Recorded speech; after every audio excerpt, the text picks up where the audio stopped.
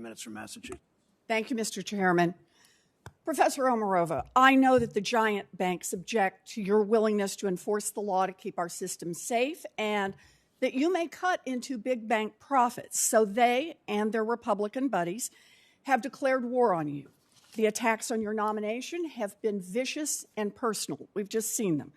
Sexism, racism, pages straight out of Joe McCarthy's 1950s Red Scare tactics. It is all there on full display. Welcome to Washington in 2021.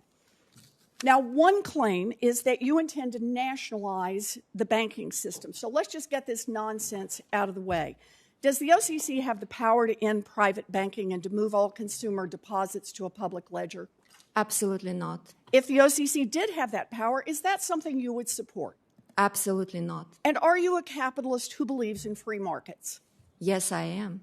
So great. Now that we've put that on the record, I'd like to get to the real reason that your nomination has generated such fierce opposition. And I think it lies in what the OCC does have the power to do.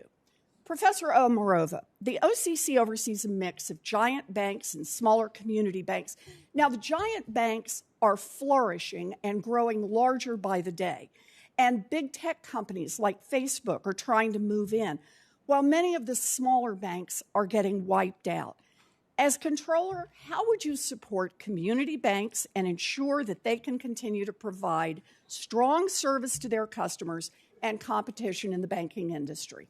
Thank you, Senator. If confirmed as the Comptroller, I would make one of my priorities to take a much closer look and subject to much closer scrutiny the ongoing trend of consolidation in the banking industry that leaves many communities without meaningful access to banking services on the ground. Well, part of supporting community banks' role in our economy involves a level playing field with their larger peers, and that means accountability for those big banks.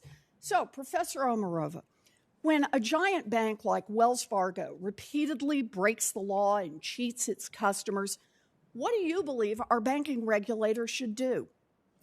I believe that banking regulators should use the tools in their toolkit to make sure that no bank, small or especially large, gets away with repeated violations of the law, especially when that hurts real families and real businesses on the ground. I think the fines should have a real bite.